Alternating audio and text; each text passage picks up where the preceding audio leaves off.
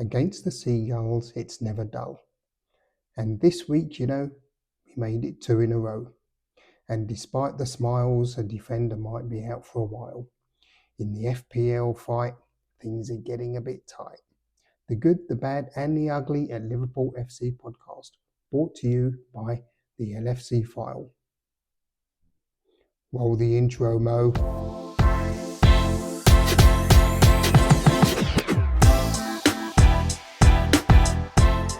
Welcome back, one and all, for the latest episode of The Good, the Bad and the Ugly at Liverpool FC podcast, brought to you by the LFC File and myself, Ben Green. As you probably noticed, I've got a bit of a natty, beardy going on thing here, the old tash, and that is because we are now in November, which of course signals the start of Movember. So stay tuned until the end, and I'll have a bit more information on that and how you can make a donation for my good self, or not for my good self, but on behalf of my good self and for our fellow men. So stay tuned for that.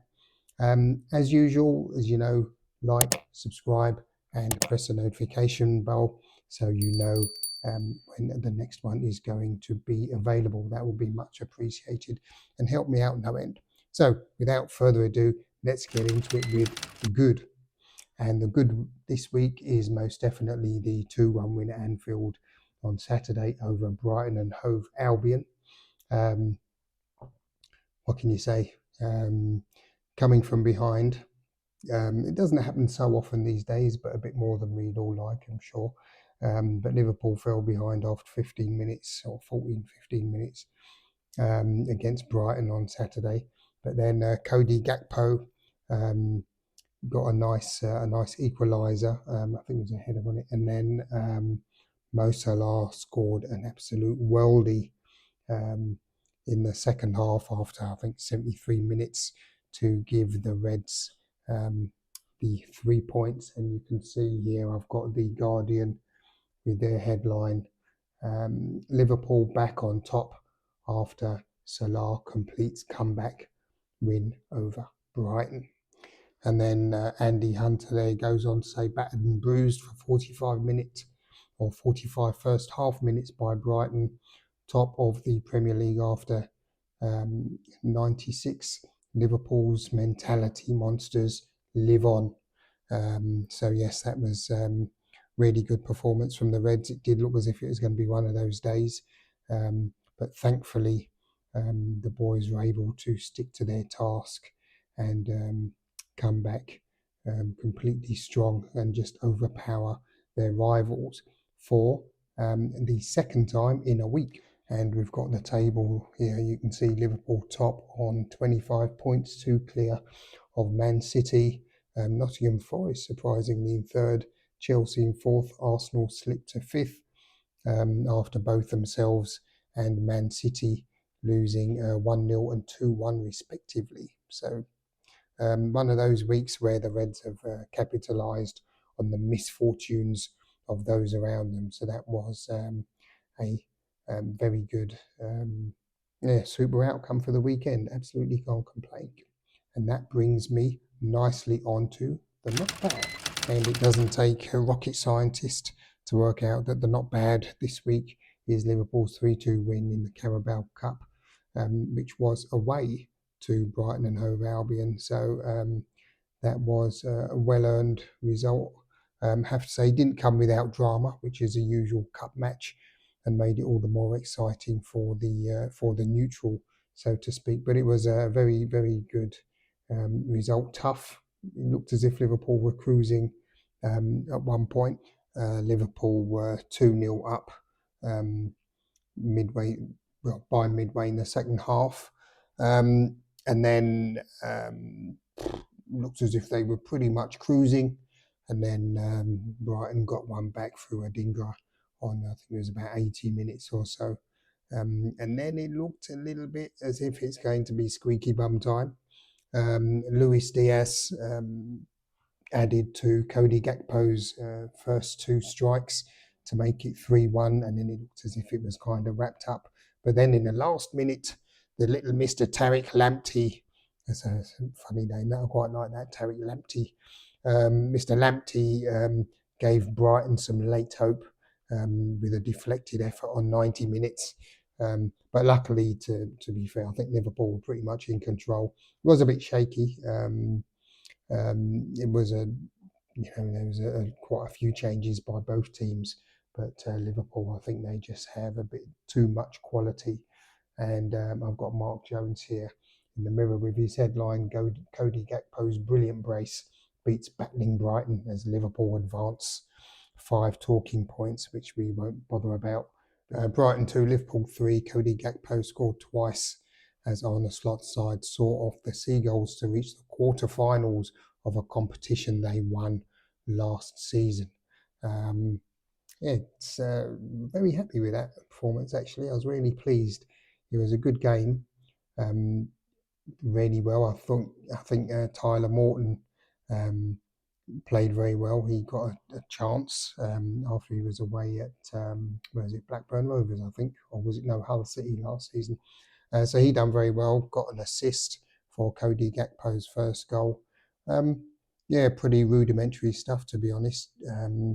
Jarrell Quansah had a bit of a mare, but he was just unlucky, I think, to be honest. He did give the ball away a bit sloppily for Brighton's first goal. Maybe a bit of a lapse of concentration there, I don't know, but that was a mistake, bad pass. And then the ball deflected off him for the second, which can happen. Can't really blame him for that. That's how it is. All told, a very good week and 2 in a row against the Seagulls, don't you know? And despite the good times, sadly, there is a bit of bad news, and that is that Ibrahima Konaté left the field against Brighton on Saturday as he collided with Virgil van Dijk. I've got goal.com here, and Harry Pascoe reports Virgil van Dijk explains how he injured Liverpool teammate Ibrahima Konaté as Reds fear serious injury in the win against Brighton. Rather unfortunate. It seems a bit odd, doesn't it? Virgil van Dijk explains how he injured Liverpool teammate as if he's sort of, I injured him and I done it like this. But yeah, I just felt, why not? I'll injure him. Seems a bit of a strange construction for the headline. But anyway, he goes on to say Virgil van Dijk has explained how he collided with Ibrahima Konaté as the Liverpool defender was taken off with an injury against Brighton, and he looked quite sore actually. So hopefully it's nothing too serious, and we can hopefully welcome him back sooner rather than later. And that brings us on to the world famous FC Aki and Saltfish Fantasy Premier League side. I've got the weekly score up there. Actually, it's not finished yet. There's still a couple of players left. There's the Brentford versus Fulham today, or Fulham versus Brentford. I can't remember which way it is. So I'm on 35 points at the moment. As you can see, not the greatest score in the world, but looking at the average of 24, it's definitely not the worst. Haaland, captain, I've actually got rid of him now for next week. I've got no faith in him. He's a bit too hit and miss for me, so I'm going back to Salah, as you'll see next week. We've got Chris Wood there, nice return of 7, and also Semenyo on 10 with 10 points. So those were my saviours this week, and we've got Bueno, Raul, and Raul playing tonight, and also Flecken as well. So that will be that's going to be an interesting one. Also, of course, Mr. Johnson there, the former Forest lad, now at Tottenham, chipped in with 8 points. As you can see, Andy Robertson got me a big fat 0 there. I did have Guardiola as a sub actually, but I thought Robertson might be in with a shout. But I think he's struggling a little bit recently, and hence he was dropped and replaced by Tsimikas in the win over Brighton at the weekend. So maybe I'll be lucky and he'll get auto subbed with Guardiola. You never know. Let's see. And if we look at the league situation for the Düsseldorf Super League, I'm still on top, just 15 points ahead. But I think merely Mortals, I think, oh yeah, he has 2 scoring chances. I'm just looking at his team here. He's got Bueno and Smith Rowe. Well, see, I think I'm going to hang on to it, but it's I need to make sure my pencil's sharpened for next week because it's looking a little bit tight at the top. And on to the other League of Kings, 20146667. See, I'm in second place. I think with Here We Go, I see he has also Smith Rowe. He's got 1 scoring chance left. I'm chipping away. I think I'm going to end up with I'm confident I'll get more than him this week. So chipping away. 560. I'm trailing on 527. I'm not even going to do the math. I think it's 33 or something, is it? I'm behind. So all to play for there. Very confident that I will make a little bit more inroads into that lead of his. Let's see. Don't want to count my chickens, but I remain confident. And before I wrap up, as mentioned at the top of the show, this is, of course, November, hence my rather natty facial hair arrangement this month. I'm looking to grow the sides a little bit more, actually. I shouldn't have cut those that short.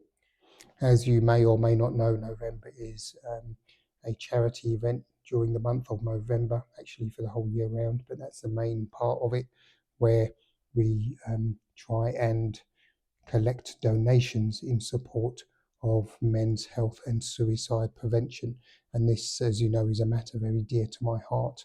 If you look at the global statistics, you'll see that the incidence of male suicide is somewhat disproportionate to our female siblings. Not that there should be any at all, or any comparison, but it is worth noting that it is rather high. I would say it's more than 100% more in certain cases. So I'm going to leave a link to donate in the description below. And if you would be so kind as to donate or to pass that on, I will be eternally grateful to you. So yeah, that will be very, very much appreciated. And on that note, I'm going to wrap this episode up here. Thank you very much for sticking with us. If you're here now, I hope you are.